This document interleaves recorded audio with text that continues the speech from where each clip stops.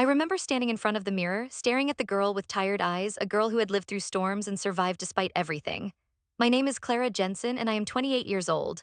The reflection looking back at me was a mishmash of determination and despair, the face of someone who had spent most of her life feeling unseen and unheard. My once bright eyes now appeared dull, like faded photographs losing the fight against time. I could almost hear echoes of disbelief whispering around me, urging me to be someone else.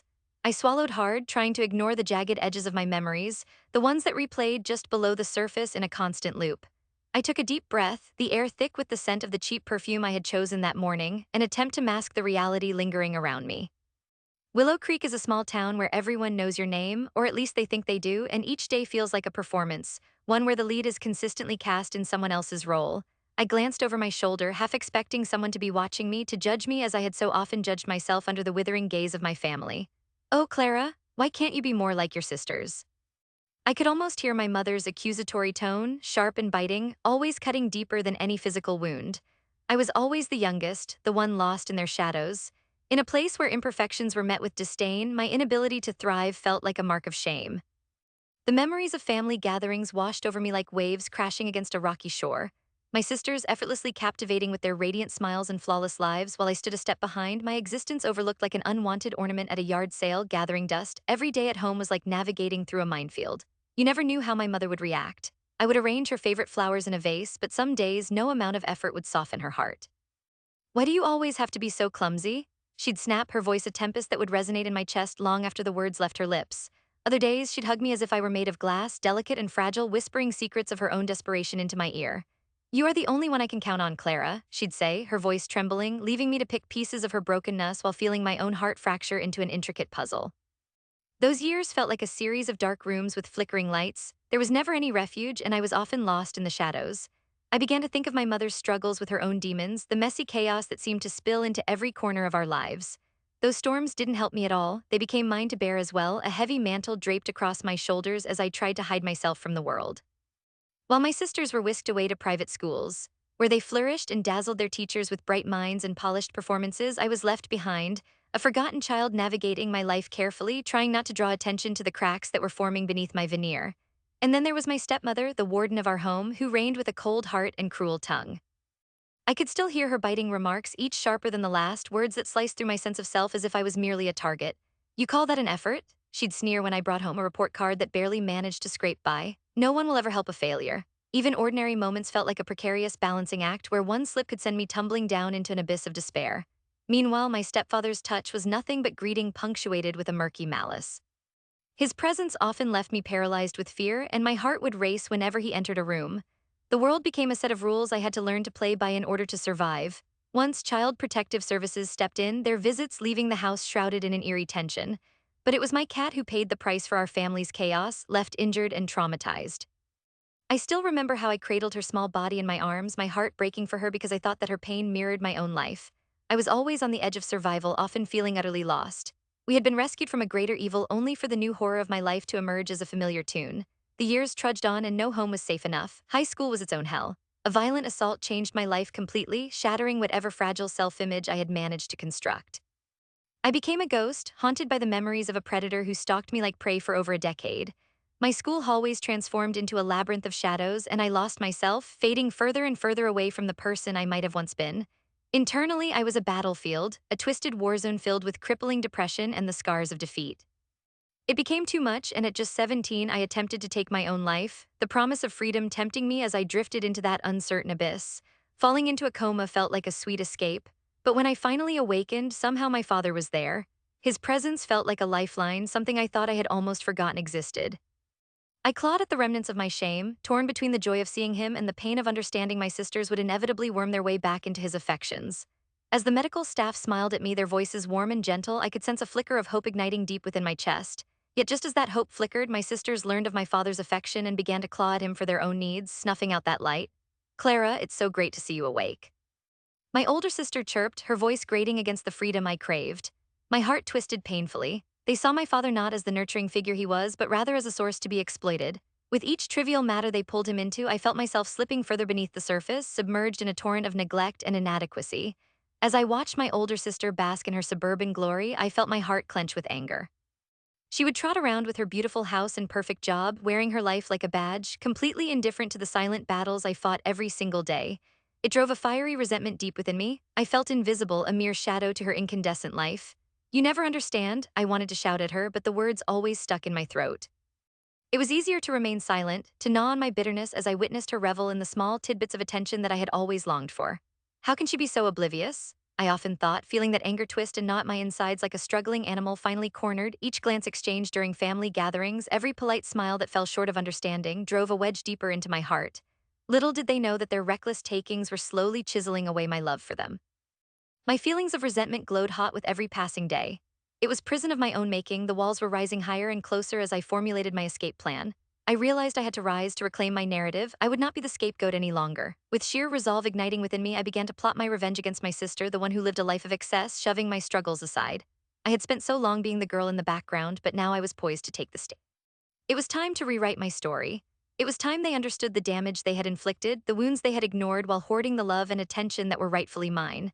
As I stared into my reflection, lighting a fire within, the girl in the mirror held a promise. She would no longer fade away. I would become the writer of my own narrative. It was time for the shadows to lift, time to stand against the darkness. The battle lines were being drawn, and I could almost taste the sweet tang of revenge on my tongue. The day I decided enough was a turning point, a moment carved into the fabric of my being. I still remember sitting at the small, rickety table in my cramped room, the dim light from the flickering bulb above casting long shadows across my paper. The walls were splattered with faded posters, a reminder of voices rerouted through swirling colors, all while my own voice felt stifled. Each sketch, each note I took was a revolt against the silence that had bound me for so long.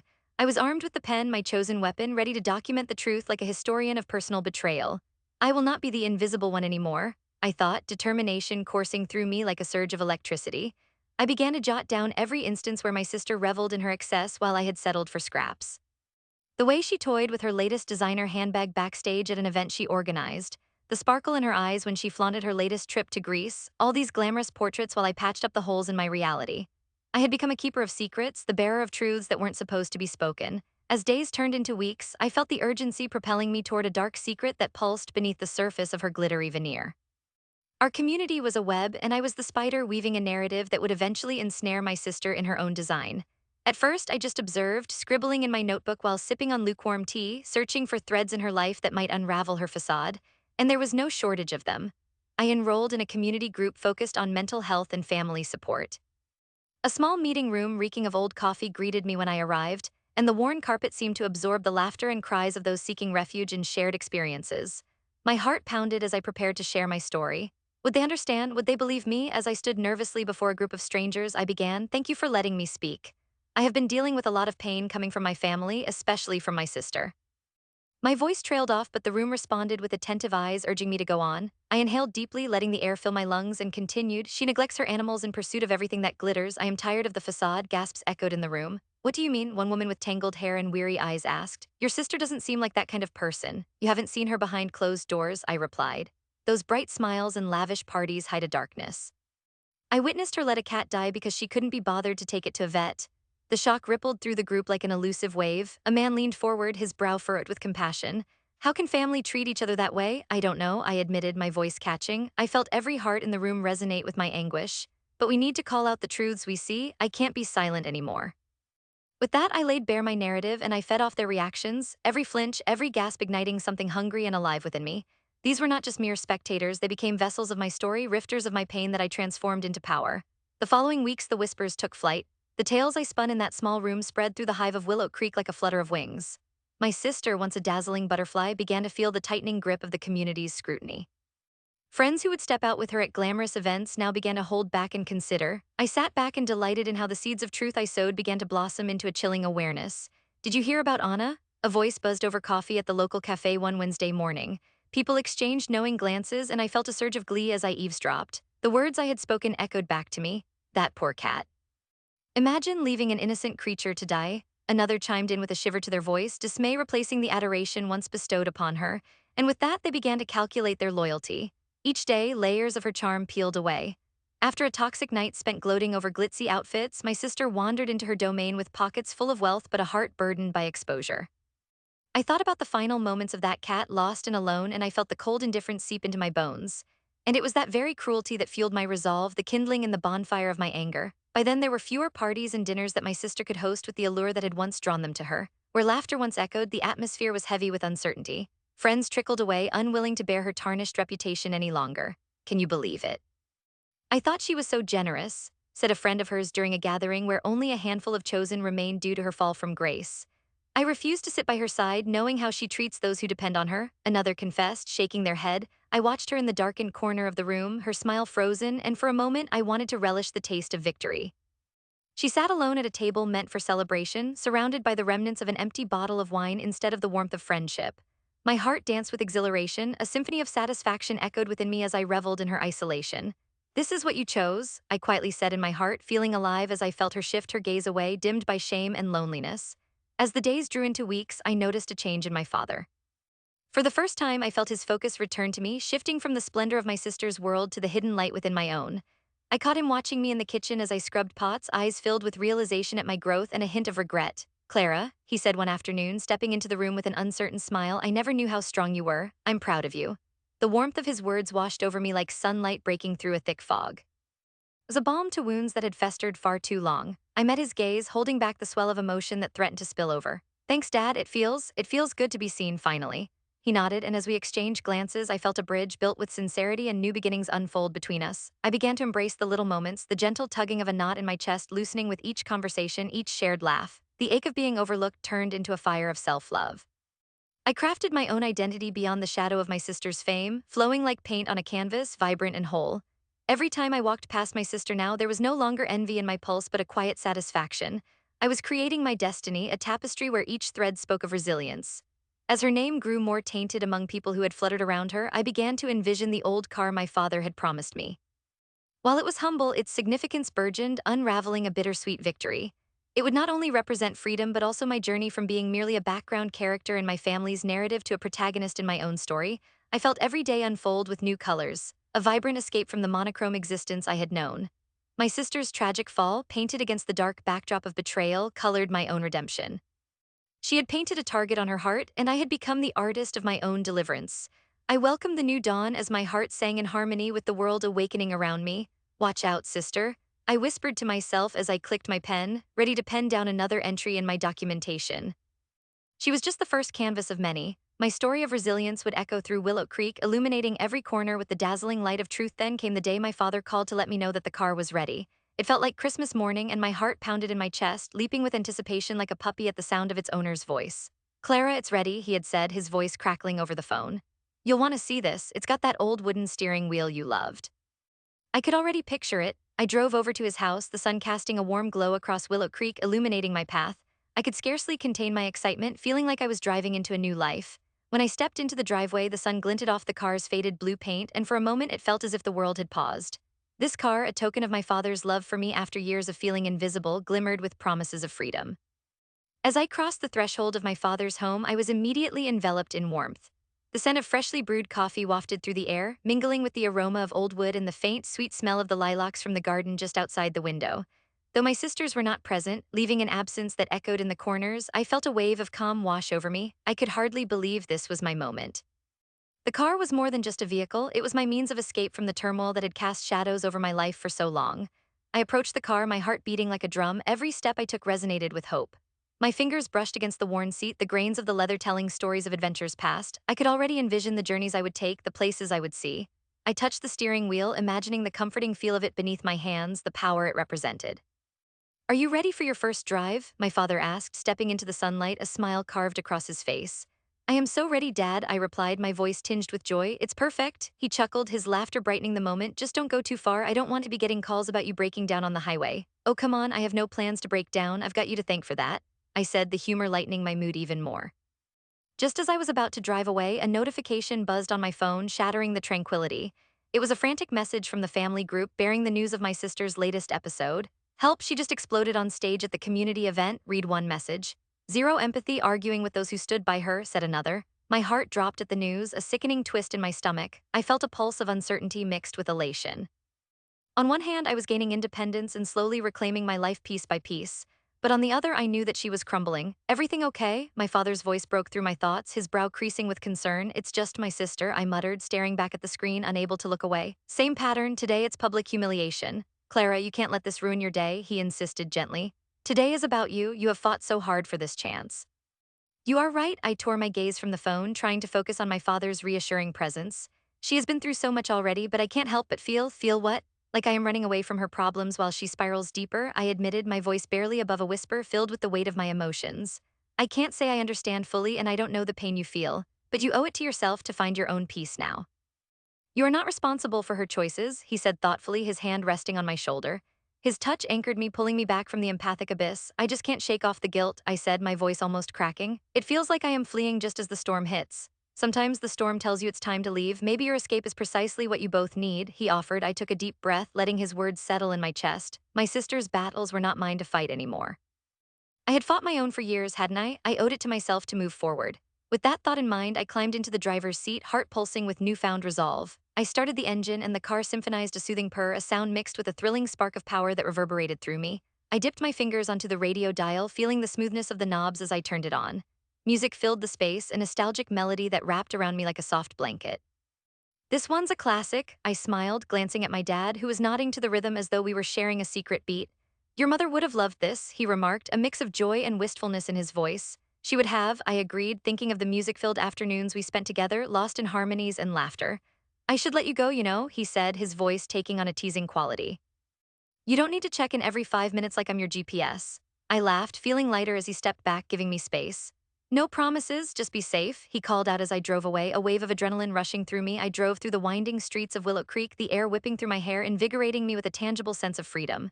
I watched the world flash by, gardens bursting with color, kids playing on sidewalks, and neighbors waving hello. It reminded me that life thrived even amid struggles. Just then I realized I was no longer the girl in the shadows. I was becoming a woman shaping my own destiny, carving my narrative. The horizon stretched endlessly ahead of me, dotted with opportunities like constellations shining through the night sky. I could see it, every twist and turn held a new adventure just waiting for me. I glanced in the rearview mirror, watching my past diminish into the distance. My childhood memories, the chaos, the resentment, the pain now faded like a blurry photograph. I felt nothing but pride in leaving it all behind. As I neared the clearing overlooking the town, my heart soared. With each mile, I could practically feel the chains that had bound me for so long crumbling away. The anticipation of what lay ahead filled me with a fierce determination. Parking the car, I stepped outside to absorb the view. The vastness of the meadow unfolded before me, a patchwork of wildflowers dancing gently in the breeze. I inhaled deeply, the sweet scent of flowers filling my lungs, lifting my spirits exponentially. Nature's beauty wrapped around me like an embrace, grounding me even more. I stepped forward, feeling the cool earth beneath my feet. This is freedom, I murmured to myself, savoring the moment. I spread my arms wide, basking in the sun's warmth. The light flooded over me, igniting a spark of life that had long been dormant. What do you think? I whispered to myself, closing my eyes and absorbing the energy of the world around me. Is it a new chapter or just an escape? I opened my eyes, captivated by the landscape spread in front of me. It's both, I murmured, the end of one story and the beginning of another. I was no longer a victim, I was a survivor, a warrior who had reclaimed her identity and, above all, her freedom. In that clearing, where the scent of the earth mingled with the perfume of wildflowers, I stood tall. No more would I be defined by the turmoil of my past. I had a future ridden with endless possibilities. With the sun warming my back and the car parked nearby, I finally felt what it meant to embrace who I was meant to be, a girl who had taken control of her narrative, a woman no longer afraid of the storms ahead. Today, I declared to the universe, my voice echoing in the vastness, is mine. Days turned into weeks, and I found myself embracing this newfound chapter filled with the light of dawn breaking through the darkness that had once encased my spirit. Mornings were the best, sunlight filtering through my window, illuminating the dust motes dancing in the air, reminding me that life was not just a series of shadows. Instead, each day felt like a gift, an opportunity to discover parts of myself that had been buried too long under layers of neglect and pain. I often found myself volunteering at the animal shelter, a place where the echoes of purring and the soft mews of cats brought comfort to my heart and soul. One particular cat had a special place in my healing journey, a small tabby with striking green eyes I named Sage. She had been abandoned, as had I in so many ways. When I held her in my arms and whispered sweet nothings to her, words of comfort I wished I could have heard during my own darkest days, it almost felt like I was healing both of us. You are loved, Sage, even if you don't know it yet. You have a home waiting for you, I often said, burying my face in her soft fur, breathing in the scent of warmth and hope. New connections began to sprout from the cracks of my once withdrawn existence. As the healing journey continued, I experienced a shift in the way the community viewed me. No longer did faces turn away or voices whisper in hushed tones behind my back. Strange faces that had previously avoided me began to approach, offering gentle smiles and words of gratitude. I just wanted to say thank you for your courage, one older lady had said, her hands shaking in appreciation. Each interaction felt like a small victory, a tiny rebellious act against the ghosts of my past. It was a serene day, I remember it vividly. I was sitting in a small cafe downtown, the aroma of freshly brewed coffee enveloping me, making my senses dance with joy. I cradled my warm cup between my hands, soaking in the atmosphere. Sunlight poured through the large windows, casting a golden hue on everything it touched. I lost myself in thought, imagining a brighter future filled with purpose. I took a sip of my coffee, savoring its rich flavor, when suddenly my phone buzzed, pulling me back to reality. The message was from my father. Clara, I just wanted to say how proud I am of how far you have come. You have shown incredible strength and grace through everything. Keep shining even in the dark, you inspire me. Tears threatened to spill as I read his words. It was a strange feeling, one I had not experienced before. My heart swelled not with sadness, but with an overwhelming love radiating from his message. It was a reminder that I could embrace the parts of him that I still cherished without reservation. For years, the silence between us had felt like a chasm, filled with unspoken words and harsh realities. Yet with his message, it seemed like a thread was being woven back together. Maybe, just maybe, we can heal this too, I whispered to myself as I wiped away a stray tear and headed home with a heart so full of gratitude. That evening, I settled on my couch, reflecting on all that I had overcome when the doorbell rang. It startled me from my thoughts, a jolt of uncertainty dancing through my chest. With trepidation, I approached the door, hesitating for just a moment before I opened it. My breath caught in my throat. Standing before me was my sister, a haunted shadow of the person I once knew. Her face carried the weight of shame, a stark contrast to the confident, almost arrogant facade she had always worn. I could see the darkness swirling in the circles under her eyes, remnants of countless sleepless nights. Clara, she whispered, her voice trembling with vulnerability, can we talk? Why are you here? I replied, my tone colder than I had intended, surprise cutting through my initial impulse to retreat. I stood rooted in place, feeling the sudden urge to close the door and hide within my sanctuary, but the tremor in her voice pulled at my heartstrings. I know I messed up. I need you to hear me out. She took a shaky breath, the sound rattling in the air like an unseen weight threatening to collapse under pressure. I've lost everything, friends, the town's respect, and even myself. As she spoke, the memories of our shared childhood flickered in my mind. Backyard secrets whispered under starlit skies, laughter echoing through the halls, and the bond that once felt unbreakable. But just as quickly, those happy memories were overshadowed by years of betrayal and hurt. It felt almost unbearable to stand before the remnants of our relationship, wanting so badly to feel sympathy and support, but grappling with my own scars. What do you want from me? My voice was steadier than I felt, but I noticed how her eyes shimmered with desperation. Do you want pity or forgiveness? Because just when I started to find my peace, you show up at my door. No, Clara, I don't want pity. I want to explain myself. I lost sight of everything that mattered and I pushed everyone away, she confessed, her voice cracking under the weight of raw honesty. I was trying to escape my own demons, and in doing so, I lost you too. I never meant to hurt you. Listening to her was like standing at the edge of a cliff, looking down into a chasm filled with the chaos of our past. It doesn't matter how many times you say sorry, the scars are still there, I replied firmly, yet I could feel something inside me soften. Even amidst my pain, the memories of our childhood gave me a flicker of hope. I know I cannot erase the past, but I'm willing to do whatever it takes to make things right, she pleaded, her voice trembling, echoing the sincerity shimmering in her eyes. I'm not the person I was, Clara. I've lost everything and I feel so lost trying to find my way back. I'm afraid of facing this world alone. While I wanted to hate her, my heart wrestled with the ache in my chest, torn between retribution and the understanding that we are both products of our shared dysfunction. With a heavy heart, I stood firm, facing my sister, acknowledging the depth of her pain, but also the indefatigable presence of my own. I have found my peace and I refuse to sacrifice my future for your mistakes, I said, my voice steady, but the crack of my heart echoed in the air. Just as I finished speaking, I saw her crumble. The facade she wore so confidently shattered, a torrent of sobs escaping from lips that once spoke so easily of betrayal. My own heart twisted painfully as I watched the girl I once loved break down before me. I'm sorry, Clara, I'm so sorry. I didn't know how to fix things and now it's too late, she cried, her voice muffled and raw. Seeing her like this, broken and vulnerable, something cracked inside me. A potential for healing stirred in the pit of my heart. In that moment, I realized while I had taken back my power, it was also crucial for me to choose forgiveness, if not for her, then for myself. It wasn't about erasing what had happened. It was about reclaiming my right to heal, to rebuild. Maybe we both need to forgive, I said quietly, the space between us feeling charged with possibility. Slowly, I extended my hand to her, casting aside the fears and hesitations that had held me hostage for so long. This does not mean I trust you yet, I added, my heart pounding in my chest, but offering the chance for healing felt monumental. It means we both deserve to find our way out of the shadows. Tentatively, she took my hand, her grip trembling. I felt warmth spread through me, a mixture of fear and hope swirling in a dangerous dance. It was not a reconciliation, but it was a recognition that we had both been shaped by our traumas, both survivors of our shared history. As I walked away from that interaction, I felt a weight lift from my shoulders, a release so sweet I could breathe freely again. Each step away felt exponentially lighter, a victorious march away from the shackles that had once held me. I had survived the storms of the past, and I was emerging with newfound strength. I was filled with excitement for the journey ahead, knowing I was cultivating a life worthy of my resilience. No longer silenced, no longer a victim, I was a warrior, fiercely carving my own path toward happiness. The delicate strands of forgiveness had begun to weave between us, intertwining our stories anew. As I entered my sanctuary, a profound sense of peace wrapped around me like a warm hug. I knew obstacles lay ahead, but they would not deter me. They would push me to rise higher, to turn my story into one of hope and renewal. Resurrection, not just for myself, but for her, too.